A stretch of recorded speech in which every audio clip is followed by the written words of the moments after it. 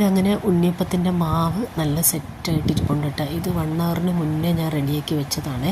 ഇത് ചക്ക ഉണ്ണിയപ്പമാണ്, നമ്മുടെ വരിക്കച്ചക്ക ചേർത്തിട്ട് തയ്യാറാക്കുന്ന ചക്ക ഉണ്ണിയപ്പമാണ്. ഇത് ഞാൻ കഴിഞ്ഞ ദിവസം സെയിൽ ചെയ്തതായിരുന്നേ. ഞാൻ വെറുതെ വീട്ടിലുണ്ടാക്കി സ്റ്റാറ്റസ് ഇട്ടപ്പോൾ ഒരാളിങ്ങനെ ചോദിച്ചു ഉണ്ടാക്കി തരാമോ എന്ന് ചോദിച്ചപ്പം ഉണ്ടാക്കി കൊടുത്തതാണ്. 70 ഉണ്ടാക്കി കൊടുത്തിട്ടുണ്ടായിരുന്നു കേട്ടോ.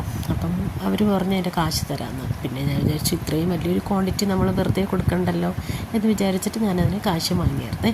നല്ല ടേസ്റ്റുള്ള ഉണ്ണിയപ്പമാണ് ഇത്. ചക്ക ഉണ്ണിയപ്പം നല്ല ടേസ്റ്റാണ്. നമുക്ക് കൂഴിച്ചക്കയിലും ഉണ്ടാക്കാം, പക്ഷേ വരിക്കച്ചക്കയാണ് നല്ല മണം തരുന്നത്. വരിക്കച്ചക്കയാണ്, അറിയാമല്ലോ, ആ ചക്കേൻ്റെ മണം ഭയങ്കരമായിട്ട് കിട്ടും നമ്മുടെ ഈ ഉണ്ണിയപ്പത്തിൽ. പിന്നെ ഇതിങ്ങനെ മൊരിഞ്ഞ് വരുമ്പോൾ തന്നെ ഒരു പ്രത്യേക ഒരു മണവും അതിൻ്റെ നിറവും അങ്ങനെ തന്നെയാണ്. നല്ല സ്വർണ്ണ നിറം എന്നൊക്കെ നമ്മൾ പറയത്തില്ല, അങ്ങനെ നമുക്ക് വൈകിട്ട് ചായക്ക് കഴിക്കാനൊക്കെ ഒരു ബെസ്റ്റ് ഓപ്ഷനാണ്. പിന്നെ ഇത് 2-3 ദിവസമൊക്കെ ഷെൽഫ് ലൈഫിൽ ഇരിക്കുകയും ചെയ്യും. കൂടുതൽ ദിവസം വേണമെന്നുണ്ടെങ്കിൽ നമുക്ക് ഫ്രിഡ്ജിലും വെച്ചിട്ട് എടുക്കാൻ പറ്റും കേട്ടോ.